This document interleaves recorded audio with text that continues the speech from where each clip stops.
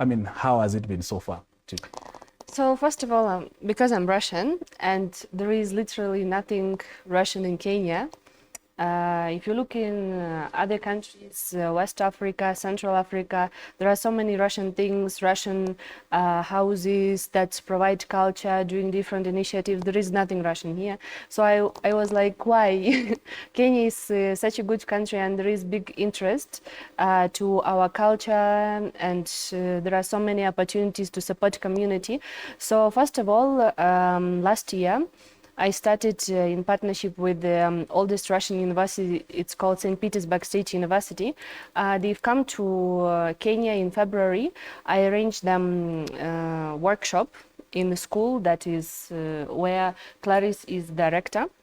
It was a cultural workshop about my country, how to empower girls to build their career path. We also tell them about scholarship opportunities and things like that.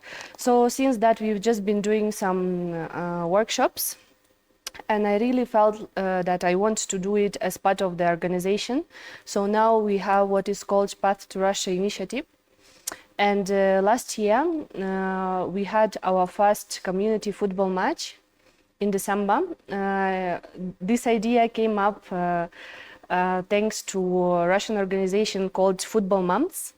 It's called the best initiative for women, the best social project for women, according to Russian parliament. So they came to me, they said, we have 600 teams all over Russia playing already.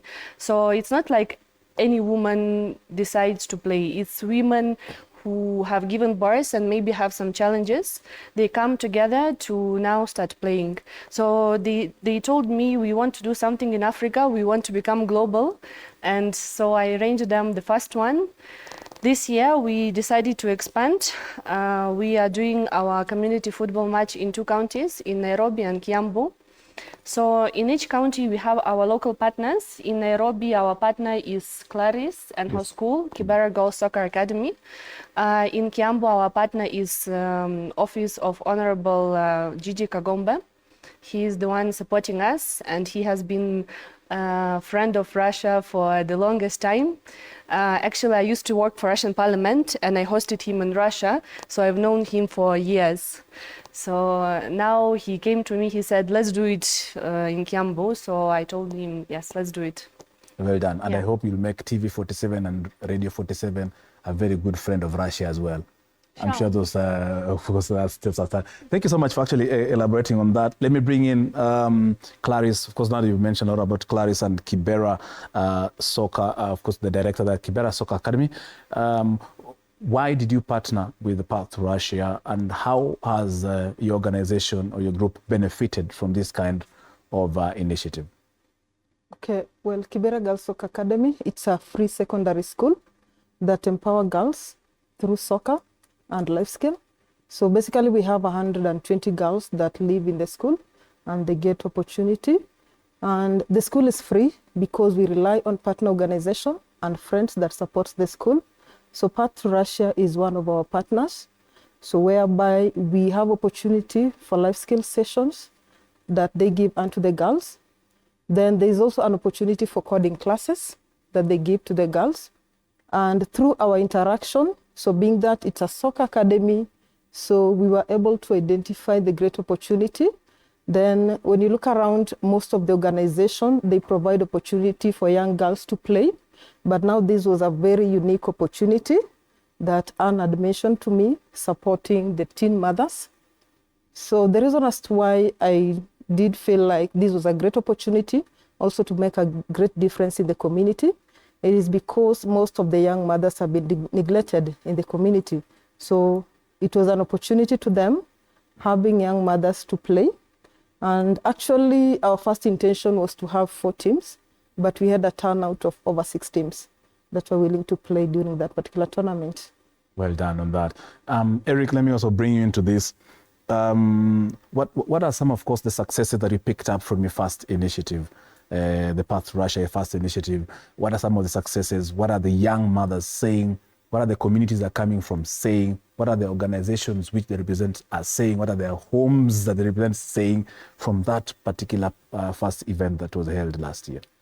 So first things first, like you said, I'm Eric Baker. So I'm the founder of the NGO Path to Russia. So in terms of how it was, the receptive it got on the first tryout. Yes. So we had the football moms from Russia, the community, upon seeing them, were very excited.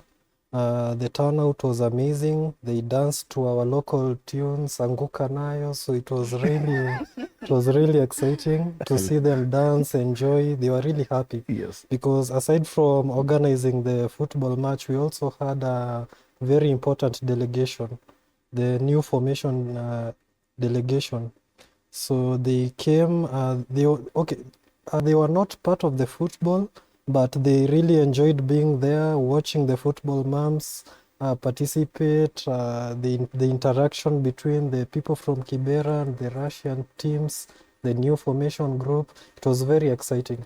Yes, maybe I should tell more about New Formation. Who are they? Yes. They are actually our partners. It's all Russian organization of entrepreneurs. They are very big, so they came to me, they said, we want to have a business mission, and within the business mission, we want to have this community event. So this is an example when business always come with some social initiatives. And even for the upcoming event, they are providing all awards, they are supporting us a lot. So whatever we are doing here on the ground, I know behind me I have this very powerful organization. And especially the vice president in charge of international affairs. His name is Alexei Sergeyev. He was here in December. He just owns international logistic company, but he is very keen on doing this kind of things. And also the head of Africa, Vladimir Vishnevsky.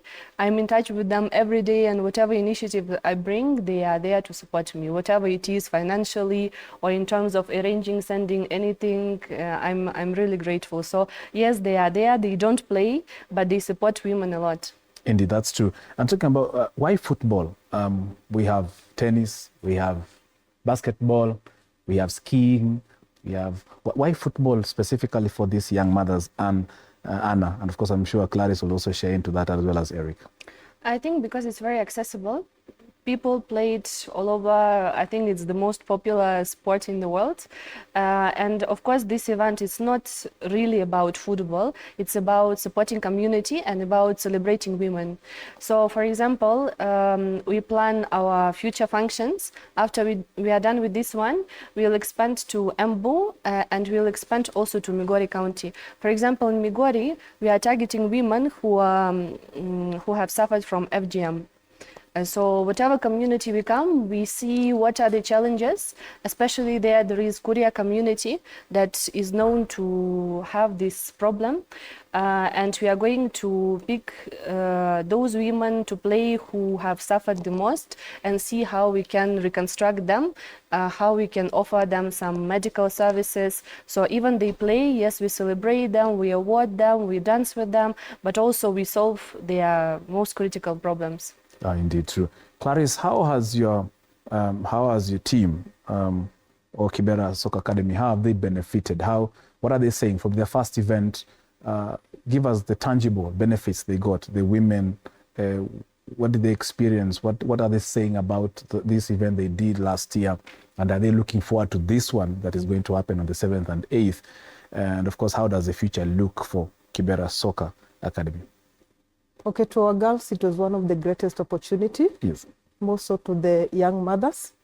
And they really appreciate the opportunity because apart from having opportunity to play soccer, we also had a dance team. Yes. That had an opportunity to present different Russian songs in the event.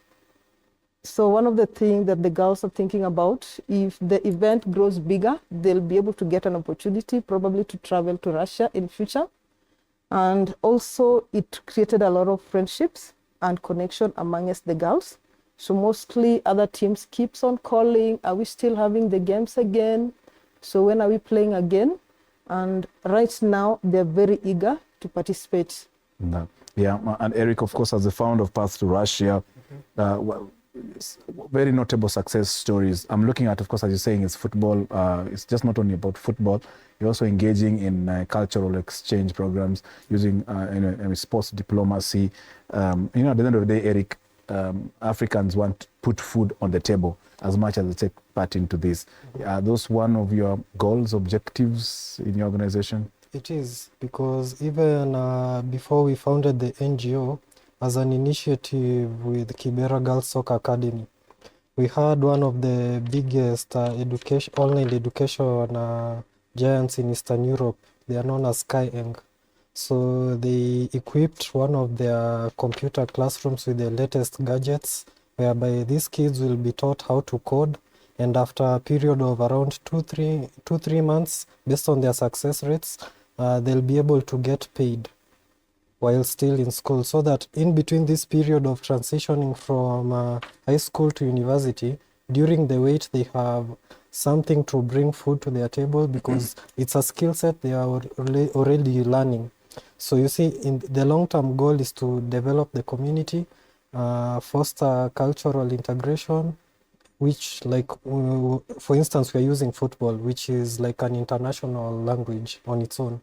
You place a ball here, no matter how many different people you have in terms of culture, language, they'll know how to divide themselves into teams and start kicking the ball. So yeah. Indeed, true. Actually, I have a dream. Yes. I want this initiative to become national-wide. So I wanted to be introduced as part of the policy by the Ministry of Sports.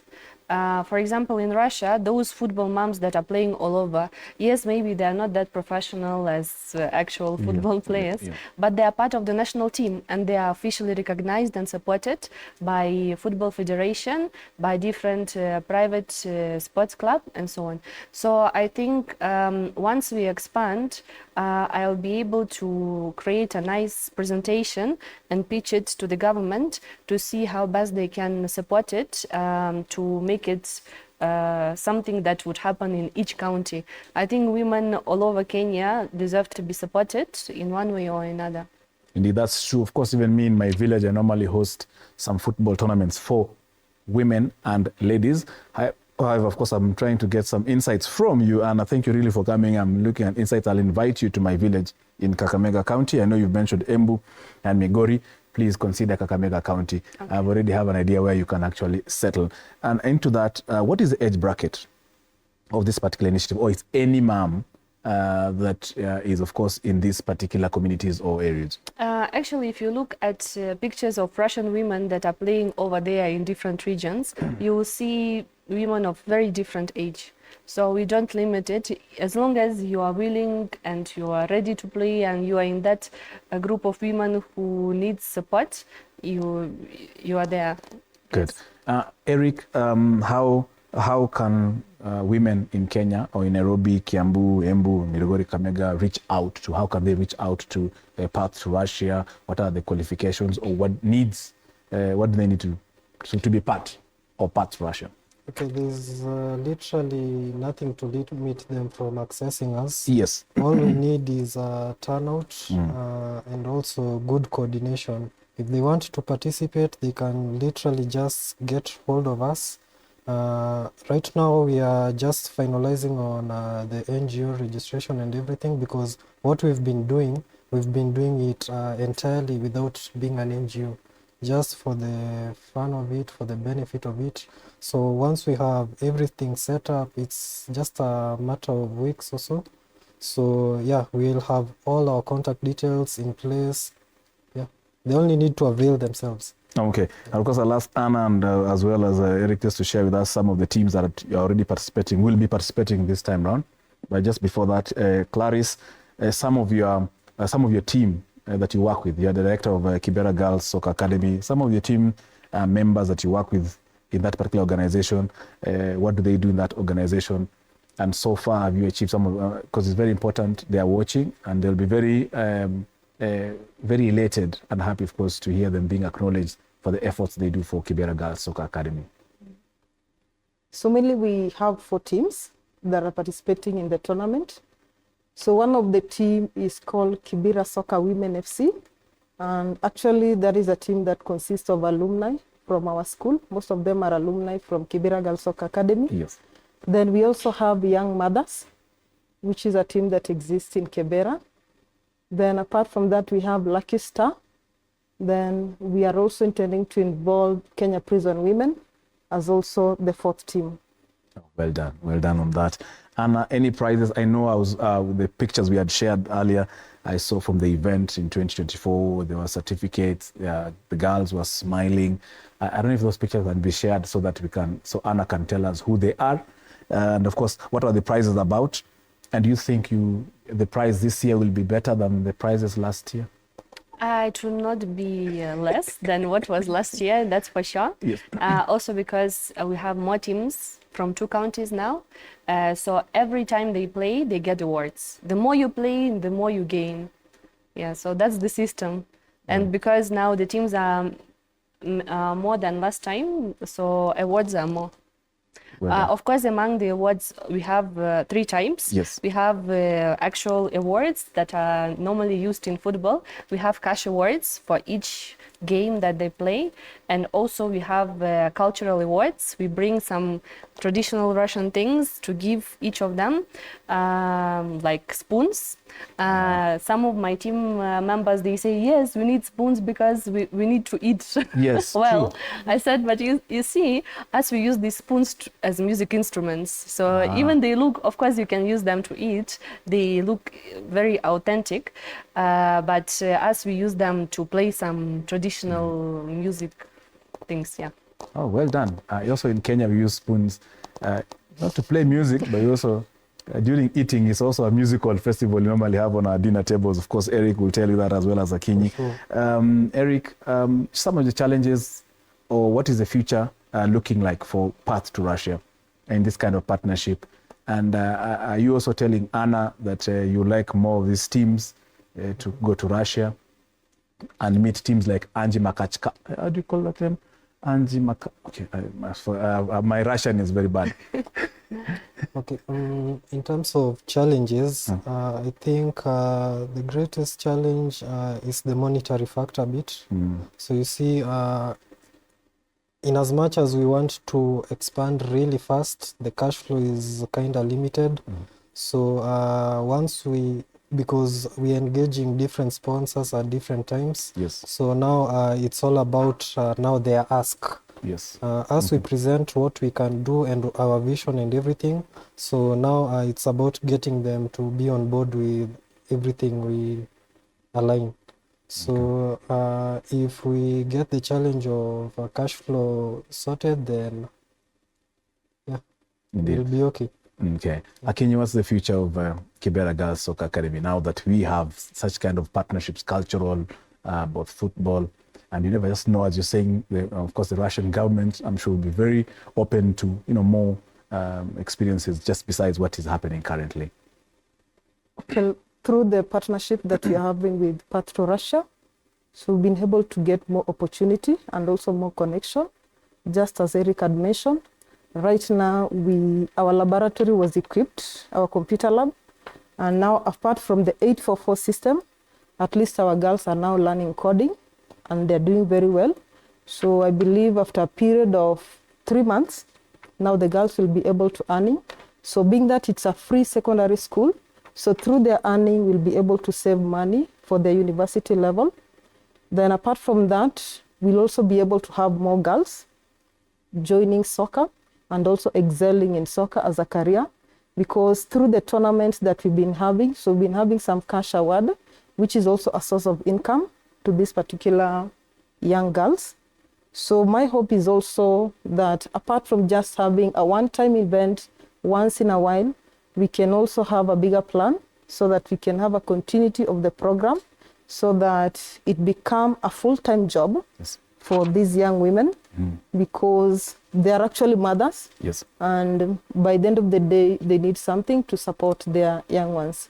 Well done. You do a good job. And then I'm also looking into having more teams coming up in Kibera and also in other regions, and giving more opportunity to this young girl, because women coming together and playing together, it forms a community which helps to reduce stress amongst them and also helps to form a lot of network where they can coordinate amongst each other. Well done. Good job, of course, you do that with the Kibera Girls Soccer Academy. Anna, as we wind up, have we had any of our teams, I'm sure it's still work in progress, going to Russia for a soccer exchange, a cultural exchange, so that they can go and meet a team like Anzi Bakachkala? Yes, the ultimate goal is to take the winning team to Russia. Actually, last year, such tournaments took place in different African countries, but I wasn't the one engaged. But it's Football Month from Russia decided to take some of the teams from West Africa to Russia now for finals. So it's very possible. It's just that we have not had a record of games in Kenya, but this will be one of our end goals. Well done. Anna Semenova, also known as Wanjiru, who is the event director at Path to Russia community football match. Will be taking place on the 7th and 8th in Kiambu and in Nairobi counties. Of course, just before you leave, Eric needs to tell us the venues exactly before on the 7th and 8th. It's very important for that. Eric, just before I wind up, where exactly on the 7th and where exactly on the 8th for this particular event? So in Nairobi, it will be in Kibera, specifically DC grounds, right?